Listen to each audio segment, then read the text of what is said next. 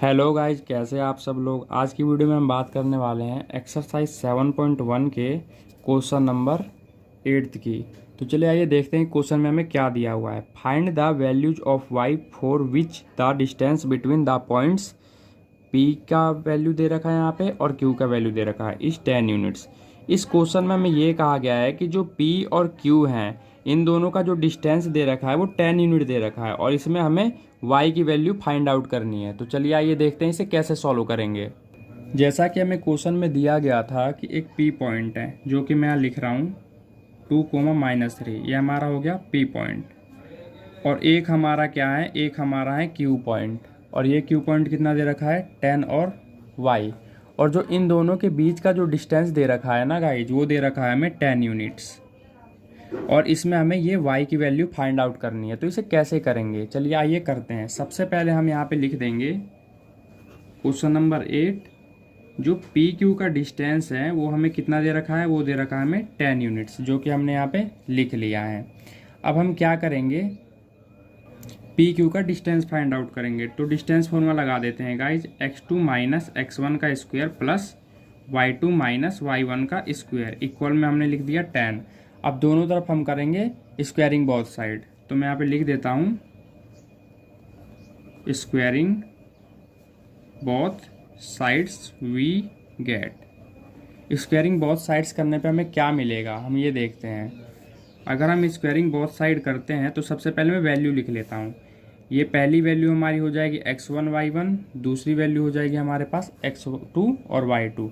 अब फॉर्मूले के अकॉर्डिंग हम ये लिख लेते हैं। x2 की वैल्यू कितनी है गाइस 10 है, x1 की वैल्यू कितनी है 2 है, इसका कर दिया स्क्वायर।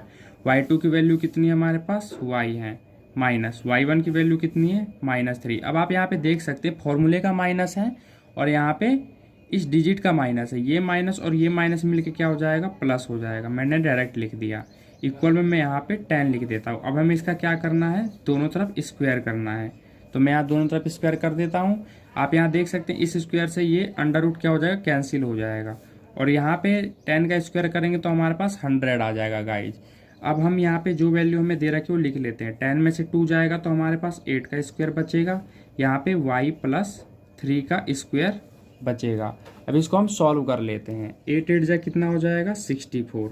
अब यहाँ पे आप देख सकते हैं a+b का होल स्क्वायर लग रहा है। और a+b का जो फॉर्मूला होता है वो क्या होता है गाइज, वो होता है a+b का फॉर्मूला इक्वल में a² + b² + 2ab, ये होता है हमारा।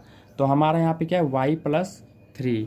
अब यहाँ पे मैं लिख देता हूँ y+3 का स्क्वायर। अब आप यहाँ पे देख सकते हैं ये वाली वैल्यू हमारी a की है तो a², इसका मतलब हमारे पास हो जाएगा y²। b की वैल्यू मतलब ये 3 का स्क्वायर हो जाएगा, मतलब 9 हो जाएगा। और यहाँ पे देख सकते हैं, मैं प्रॉपर लिख के आपको बता देता हूँ। ये यहाँ स्क्वायर हो जाएगा 3 का 2। a की वैल्यू क्या है यहाँ पे y है और b की वैल्यू क्या है यहाँ पे 3 है। तो ये जो फॉर्मूला है हमने इस फॉर्म में इसे यहाँ पे लिख दिया है। तो मैं यहाँ पे लिख के आपको बताता हूँ। जैसे कि हमने y का स्क्वायर किया यहाँ पे, तो मैं y का स्क्वायर यहाँ लिख रहा हूँ। फिर सेकंड नंबर पे हमने 3 का स्क्वायर कर दिया तो यहाँ मैं 9 लिख दे रहा हूँ। उसके बाद हम क्या करेंगे 2ab। आप यहाँ पे देख सकते हैं 2ab की जो फॉर्म है 2ab कितना आ जाएगा, मैं यहाँ पे लिख देता हूँ। a की जो वैल्यू है y है और b की जो वैल्यू है वो है 3 इक्वल में 100। अब आप यहाँ पे देख सकते हैं कि क्या हो जाएगा। सबसे पहले मैं इसे लिख देता हूँ y² + 9 + 3 दूनी 6, यहाँ पे आ जाएगा 6y प्लस यहाँ पे 64 है, मैं इसे इधर लिख दे रहा हूँ। और ये जो 100 है ये इधर क्या है प्लस में है, मैं इसको लेफ्ट में ले आता हूँ, ये क्या हो जाएगा माइनस में हो जाएगा गाइज। इक्वल में मैंने 0 लिख दिया। अब आगे सॉल्व करते हैं सवाल को। अब आप यहाँ पे देख सकते हैं नेक्स्ट स्टेप में हम यहाँ पे लिख देते हैं y² + 6y। अब आप यहाँ पे देख सकते हैं 64 और 9 को जब प्लस करेंगे तो हमारे पास क्या आएगा, 64 और 9 को जब प्लस करेंगे तो 73 आ जाएगा। और 73 को 100 में से क्या कर देंगे, लेस कर देंगे। चलिए मैं यहाँ पे लिख देता हूँ +73 - 100 इक्वल में 0। अब आप यहाँ पे देख सकते हैं कि हमारे पास जो इक्वेशन बन के आएगी ये प्लस माइनस क्या हो जाएगा, माइनस हो जाएगा। 100 में से 73 घटाएंगे तो 27 आ गया। साइन रहेगी बड़ी रकम की जो कि माइनस की है, इक्वल में 0। तो हमारे पास ये इक्वेशन आया है। अब इस इक्वेशन की मदद से हम y की वैल्यू निकालेंगे। तो चलिए आइए देखते हैं इसे कैसे करेंगे। जैसा कि आप देख सकते हैं गाइज, हमारे पास ये इक्वेशन निकला था। अब इसको सॉल्व कैसे करते हैं गाइज, ये देखिए। अब हम क्या करेंगे, सबसे पहले तो हम ये देख लेते हैं कि हमारा जो बीच में मिडल टर्म क्या दिया हुआ है, ये हमारा दिया हुआ है 6y। तो हमें क्या करना है, सबसे पहला स्टेप हमारा होता है कि इसका जो कोफिशिएंट होता है इसको मल्टीप्लाई करना पड़ता है कांस्टेंट से। इट मीन्स कि जब इसको मल्टीप्लाई करेंगे कांस्टेंट से, हमारे पास है नॉर्मल 27। जैसे कि यहाँ पे कुछ नहीं है तो 1 ले लिया हमने, ठीक है, और यहाँ पे 27, इन दोनों को मल्टीप्लाई करेंगे, 1 को 27 से हमारे पास 27 आ गया। फिर हम इसका एलसीएम लेते हैं, ठीक है गाइज। 3 9 जा 27, 3 3 जा 9, 3 1 जा 3।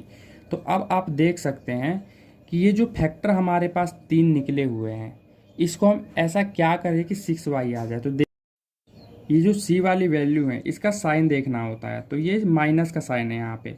तो इट मीन्स कि इन फैक्टरों को अरेंज करके माइनस करके हमें 6y बनाना है। तो हम किस टाइप से बना सकते हैं, आप देखिए यहाँ पे 3 3 जा 9, और दूसरा क्या है हमारे पास फैक्टर 3।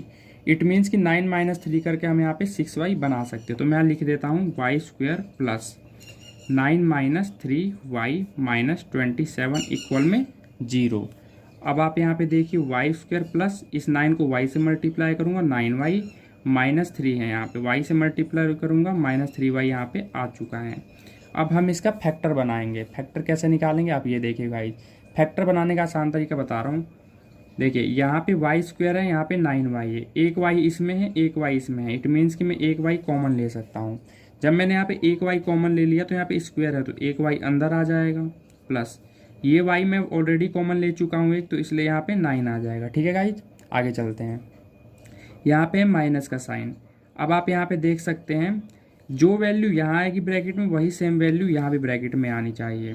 तो अब आप यहाँ पे देख सकते हैं हम क्या लिखेंगे भाई, यहाँ पे y है अंदर, तो यहाँ y कब आएगा, जब यहाँ पे हम 3 बाहर लेंगे, और यहाँ पे y आ गया। ठीक है गाइज, अब यहाँ पे एक चीज़ और देखिए, +9 है, तो आपको कैसे पता लगे यहाँ प्लस लगाना। तो आप नॉर्मल सा देख सकते हैं कि भाई 9 3 जा क्या होता है 27, 9 3 जा क्या होता है 27। अब मैं यहाँ पे ऐसा क्या लिखूँ कि ब्रैकेट, ऐसा कौन सा साइन लगाऊं कि ब्रैकेट हटाने पे -27 लगे। अगर मैं यहाँ माइनस लगाऊंगा तो माइनस माइनस प्लस हो जाएगा, बट यहाँ प्लस तो है नहीं, यहाँ पे माइनस है, तो इट मीन्स हमारा यहाँ प्लस ही रहेगा, ताकि हम ब्रैकेट जब ओपन करेंगे माइनस प्लस तो माइनस ही आएगा। ठीक है गाइज, तो हमारे पास ये 2 फैक्टर निकल चुके हैं। अब हम क्या करेंगे, इसको रीअरेंज करेंगे, इसको दोनों को अलग अलग करेंगे। ये जो 2 बार ब्रैकेट में इसको एक बार लिख लेते हैं, और ये जो 1 है इसको एक बार ब्रैकेट में लिख लेते हैं। ठीक है गाइज, तो इन दोनों की मदद से हम y की वैल्यू निकालेंगे। एक बार मैं y + 9 इक्वल में 0 रख दूंगा, एक बार y -3 इक्वल में 0 रख दूंगा। इसमें जो वैल्यू आएगी -9 आएगी, और इससे जो वैल्यू आएगी -3, इसको मैं राइट में ले जाऊंगा, +3 आएगा। तो इट मीन्स आप यहाँ पे देख सकते हैं कि यहाँ मेरे पास y की 2 वैल्यू निकल के आई है। y की कितनी वैल्यू निकल के आई है गाइज, 2 वैल्यू। तो क्वेश्चन होता है कंप्लीट। आई होप कि आपको वीडियो अच्छी लगी हो गाइज, और क्वेश्चन अच्छे से समझ आया होगा। अगर वीडियो अच्छी लगी हो गाइज तो वीडियो को लाइक करें, शेयर करें, और इसी तरह की वीडियो देखने के लिए हमारे चैनल को सब्सक्राइब जरूर कर लें। धन्यवाद।